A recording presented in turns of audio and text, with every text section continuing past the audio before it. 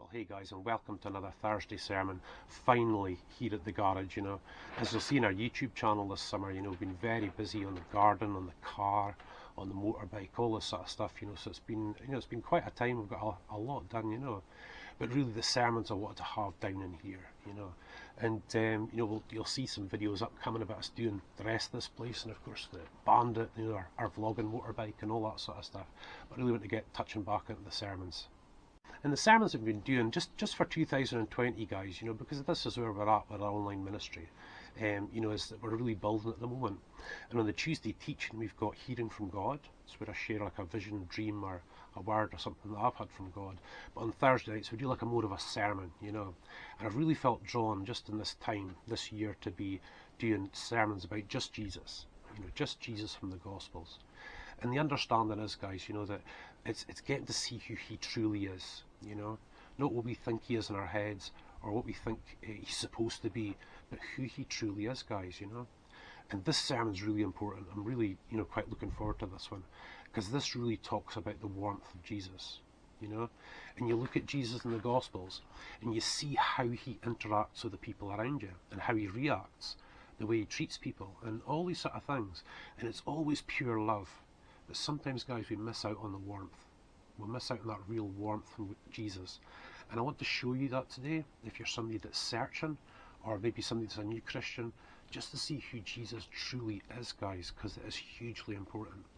There's so often we can see him as this hard-faced, cold God, and that is just nonsense. And the place I want to take you to for this sermon, guys, is in the book of John, chapter 15, and a little bit of 16 as well, I think, as we move into the next sermon. But this is a really important time. This is where Jesus really spoke in the Gospels for quite a length of time. And the reason he did was because he knew now that this was his time to go to the cross. He wasn't going to be there with the apostles as in the flesh, as in face to face. And Jesus really went all out in these two chapters, guys, of reassuring them, showing them what he wanted them to do, how he felt about them, giving them the instruction that they needed, And Jesus wouldn't have been anxious as such, but it was clear he was very, very committed to saying to them, guys, look, this is what I need you to do. When I'm gone, these are the most important things, The first one I want to sort of touch on, guys, is, that Jesus said very early in this chapter, that now you are clean through the word that I have spoken to you, And it's funny, when you really study the word and you look at where the apostles were at that particular point in time, they weren't really rocking and rolling with God in a way. That came when the day of Pentecost, when the Spirit fell. And, they still had in their head that Jesus was going to be king and he's going to save Israel and he's going to do all these sort of things. They still weren't really getting it. They would, but not at this moment in time. But still, Jesus said to them, you are clean through the word that I have spoken unto you.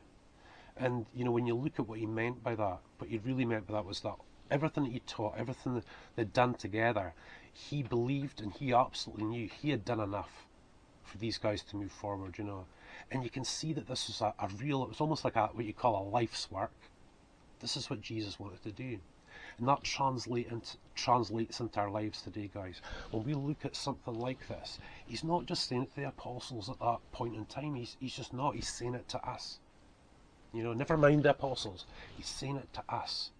And you can see the warmth, guys, that we're clean through the word that he's preached to us. We're clean because we believe, guys. We believe in him.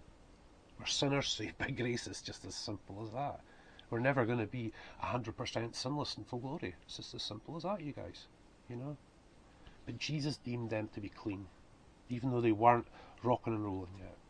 Another thing that he said in that particular chapter, guys, it was an encouragement to stay with him, to be a part of his tree trunk. They call it a vine, and you've got the branches coming off. But, we sort of probably look at it more as like a tree trunk, And when you look at it as a Christian, guys, when you look at a tree, a branch isn't sellotaped on there, or on there with super glue or tied on. It's actually engrafted in. The trunk, the roots, they supply that branch. So when you look at yourself as a Christian, like me for a Christian, for example, I'm not the trunk, I'm not the one that supplies, it's God that supplies. But this is what Jesus was saying your relationship was now going to be with him through faith. that you're going to be part of him. You're going to be a part with him. Not sellotaped on the side of him or sellotaped into a church, but actually engrafted in. If you looked at that tree as having a bloodstream or a heart, you know, that's where the blood comes from to supply the branches. And of course, when you are in Christ in that way, he can feed that branch, he can feed you, and you bear this fruit, whatever that would be in your life. And he was saying, abide in me and I in you, guys. Very different from a cold God that's away up in heaven that we look at, to one who is in our hearts, guys. That's absolutely in our hearts and wants to be with us. So just a little side note on that particular teaching, guys. You have to imagine as well that on that vine there are thousands of branches, millions of branches that are engrafted in, and you're connected to them too. It's called the worldwide body of Christ. You've got sisters, you've got brothers, you've got uncles, aunties, grandparents, fathers, mothers. You've got it all, guys. You know, you're in that. You're in that worldwide family, and that's where you get supplied from. I have to say, guys, that I could walk into, and this is the truth, I could walk into any true church in the world, and I know there'll be people there that think the same way that I do, that believe the same thing that I do. That if I broke my legs and I was abroad and I broke my legs and lost my wallet, they would come through for me, guys. The true ones, they would come through for me. And that's the warmth that Jesus wants you to come into. He wants you to be a part of that family. He doesn't want you being all alone in a living room, you know, thinking that God doesn't love me, or that you are connected, and you're connected because you believe. And the last little thing I want to say about warmth, guys, is just something Jesus said just a little bit later when he called people friends. He called those around him that they were his friends, you know. And he said, you no longer have to call me Lord, but I'm your friend. You're my friend. You know, if you're a servant, well, you're not going to know what your Lord is doing. But I'm your friend. I'm going to let you know what I'm doing. You're going to know who I am, what I'm doing in your life, and what's happening round about you, because you're my friend. Your friend. Really think about it, guys. What Jesus is saying, what he's putting across in these chapters. Never mind, he's speaking to the disciples. Never mind that. He's speaking to you. He's speaking to me. He wants us to be friends, guys. He doesn't want us to be, servant, obeying him and all his commandments. And he wants us to be our friend. He wants you to be free. He wants you to have that life in abundance. He wants you to grasp hold of that plan that he has for every Christian, guys. That's what he wants. That's really what he wants. And it's quite funny today. I was just looking at the sun's kind of coming through the skylight up there and stuff like that, you know. And I think one of the best ideas I could give you for that is that a blind man still knows he's walking in the sun. You know, we might, down here, if a blind man is out in the sun, he'll feel it. You know, he'll feel the wind, he'll feel the heat, he'll feel all that sort of stuff. And guys, that's just the same for us. We don't get to sit with Jesus all day and chat to him in the flesh and have a cup of coffee.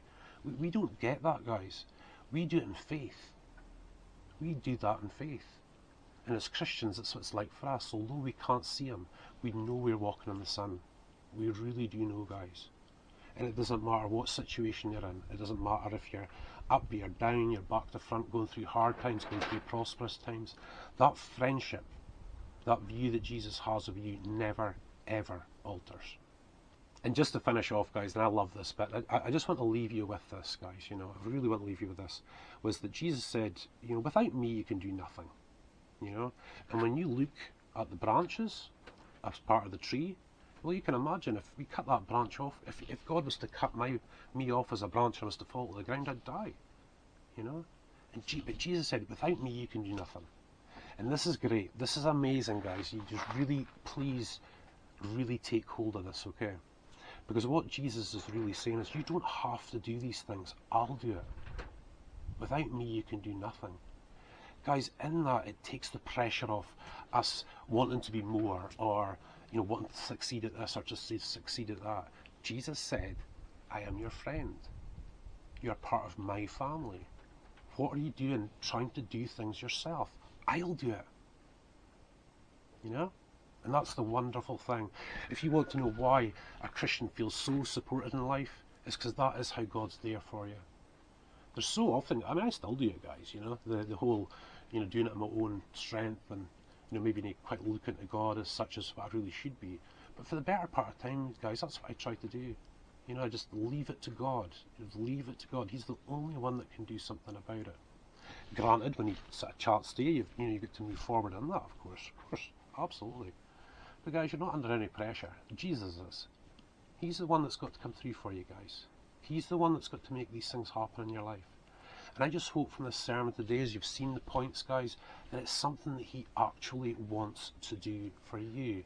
Not for the preacher on YouTube. He wants to do for you. Because he loves you, because you're a part of his family, and you're his friend.